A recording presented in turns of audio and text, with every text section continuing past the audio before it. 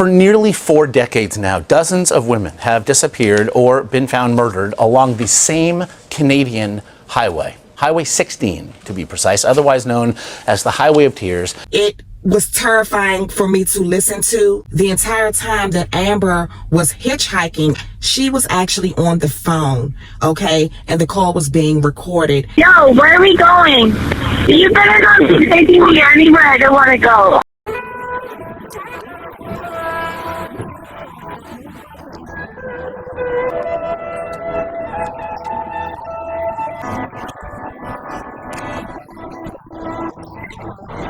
Nobody wants to pull their daughter out of a garbage dump. Nobody.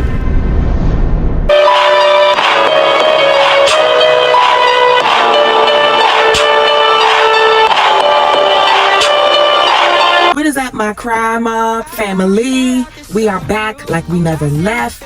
And you know what time it is? About to drop another true crime stories. And let's get into it, y'all, because this is about to be another good one. Now, there is a highway in Canada that a lot of the locals refer to as the Highway of Tears, or either the Trail of Tears. And the reason for that name is because dozens upon dozens of women, okay, Indigenous women, have either gone missing or been murdered. For nearly 4 decades now, dozens of women have disappeared or been found murdered along the same Canadian highway.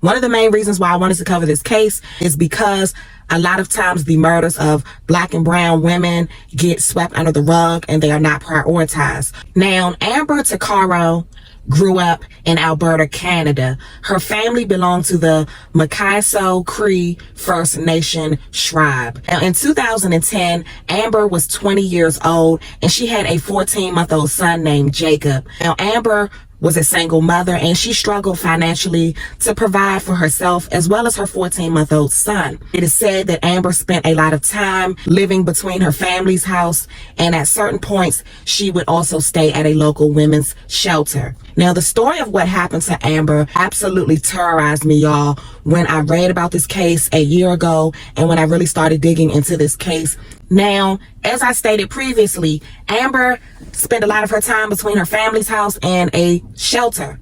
Now, at this shelter, Amber actually met and became friends with a woman by the name of Evangeline. In August of 2010, Amber and Evangeline actually decided to take a trip together and to take Amber's son, Jacob, to the capital. Now, in order to save money, the two of them decided to book a room outside of the city. Now, on August 18th, 2010, Amber told her friend that she wanted to go to the city, and she basically asked her friend if she could watch her son. Remember, the two of them again were staying at this motel because they had decided to take a trip. And so her friend agreed to watch her son, and Amber left out. That is the last time that Amber would ever be seen alive again. Now, Amber was very close to her mother, whose name was Tootsie Tuccaro, okay? And the first person that became alarmed was Amber's mother, Tootsie. The two of them talked every day, whether it was by phone or by a text message, they always communicated. And so Amber's mother started to become really worried when some time had gone by and she had not heard from her daughter.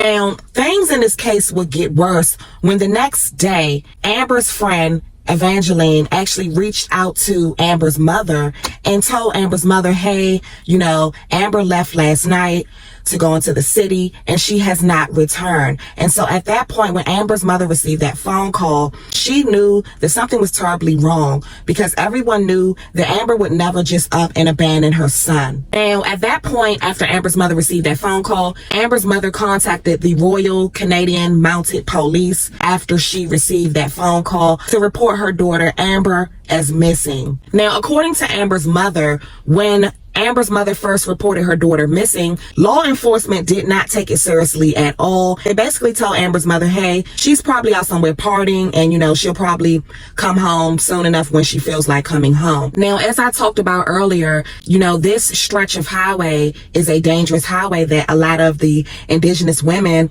would hitchhike on. Now, in Alberta, Canada, hitchhiking was, and it still is, a popular way for a lot of the indigenous people to get around when they need to go into the city to see their family members or when they need to go into the city for medical appointments. Now, on August 28th of 2010, the Royal Mounted Canadian Police announced that there had been a sighting of Amber. Now, due to this information, law enforcement decided to close Amber's missing persons case and to take Amber's name off of the National Missing Persons database. Now, Amber's family had a problem with this because the police apparently never even followed up on this sighting. So they never even confirmed or verified that this person, someone allegedly said, hey, I saw Amber. The police never confirmed or even verified that this person was indeed Amber. Now, 1 month after law enforcement took Amber's name off of the National Missing Persons database list, Amber's mother was successful at getting her daughter's name added back to the national list. Now, when Amber's mother went to the hotel where Amber had been staying at with her friend, okay, she investigated and she was trying to look through her daughter's belongings to perhaps get some kind of clues into where her daughter may be. And it was at that time that Amber's mother discovered that the law enforcement had actually thrown Amber's belongings away. So y'all, there were so many problems in this case. Now, 2 years would pass in this case before police would receive a break in this case, or a semi-break in this case. Now, in 2012, the Canadian Royal Mounted Police would release an audio, okay? And this audio recording is very, very interesting. It was terrifying for me to listen to. It absolutely haunts me even now to this day. And the recording is a phone call that Amber made to her brother. On the night that Amber went missing, she was hitchhiking and she got into a car with a man. Apparently, we can only guess that something about this man made Amber feel very uncomfortable, or perhaps it was a gut feeling. But for some reason, Amber called her brother. Now, Amber's brother at the time was incarcerated. And so Amber knew that anytime you call someone that's incarcerated, the calls are always recorded.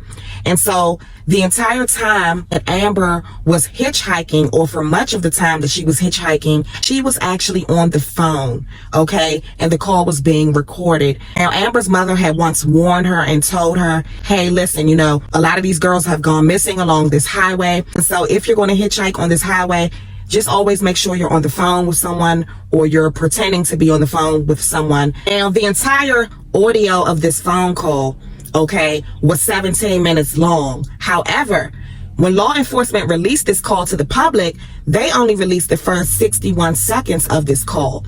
And I'm going to play a clip of this call, and I'm going to warn y'all that it is absolutely terrifying to listen to and to imagine what this young lady must have been going through, and to hear the panic in her voice.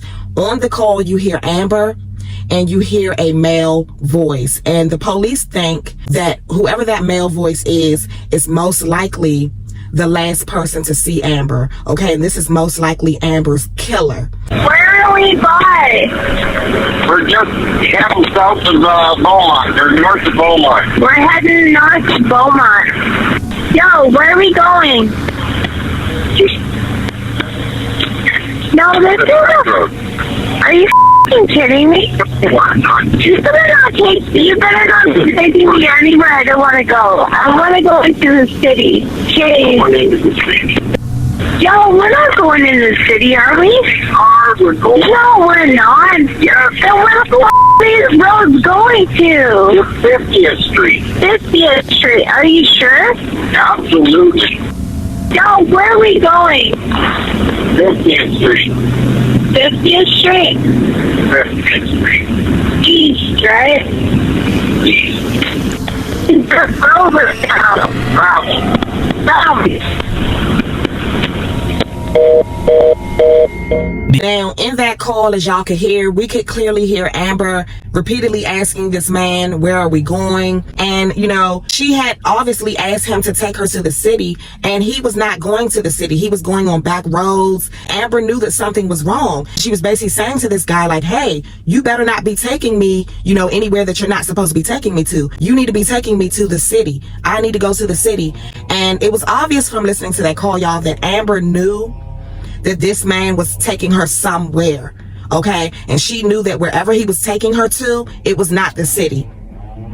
That must have been terrifying for her, to be in that situation in the dead of night on the back roads of a lonely highway, okay, where there's not another single human being in sight, not a store in sight, not a street light in sight, and you are stuck in the car with this man who is a complete stranger. And it's obvious to you that this guy is taking you somewhere. He knew what he was going to do. He knew what he was going to do. She just didn't know.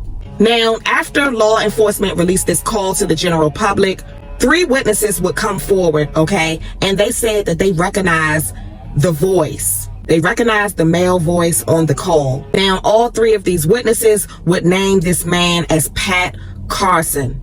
Okay, and Pat Carson was a local man. Not only was he just any old local man, he was also a very well-known sex offender. Now, law enforcement claims that they investigated this guy, Pat Carson. They claim that they could not find any kind of evidence to connect him to Amber. And so he was cleared, and he was not considered a person of interest in this case, despite the fact that 3 people came forward and named him, okay, as being the voice on that recording. Now, what we don't know is when law enforcement became aware of this audio recording, and we don't know why it took law enforcement 2 years to release the audio recording, because remember, Amber initially went missing in the summer of 2010.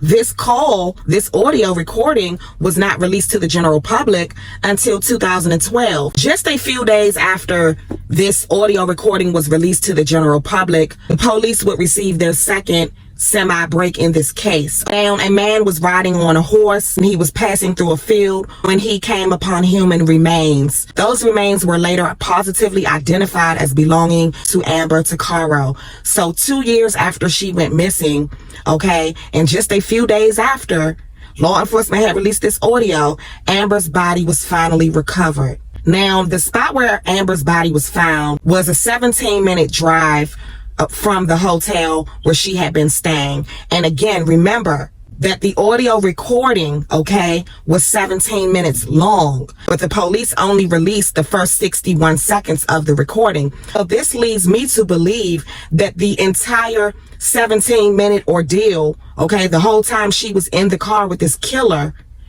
everything was recorded. Now, the Royal Canadian Mounted Police, they have a long history of abuse and neglect towards Indigenous women who go missing and who are murdered. And the way that this case was handled was absolutely appalling to me. I could not believe it. And I feel like someone needs to lose their job. And in July of 2019, law enforcement did officially apologize to the Tuccaro family for the way that the case was handled. And excuse me, y'all, because I'm reading from my notes here. Also in 2019, the Civilian Review and Complaints Commission for the police department released a 120-page report. Okay, and in this report, they found that the investigation into Amber's disappearance was deficient. Now, there have been 4 other bodies, 4 other women. The bodies of 4 other women have been found in the same area that the body of Amber Tuccaro was found. So this leads law enforcement to suspect that there is a serial killer at play here. All 4 women, okay? Because as I just said, 4 other bodies have been found in the same spot where Amber was found. All 4 of these women were also just like Amber. They were Indigenous women. And just like Amber, these women had been hitchhiking.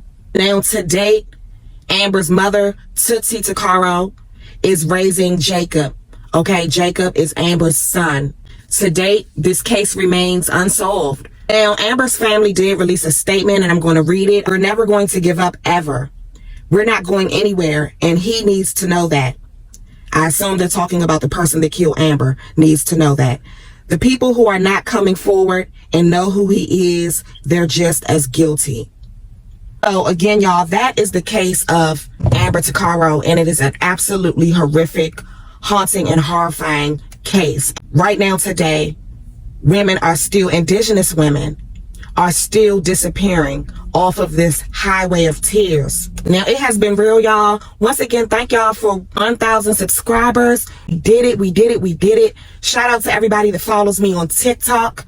Okay, I appreciate you and I see you. Make sure y'all stay tuned because I'm going to be dropping a video every Sunday. And until next weekend, I'll see y'all later.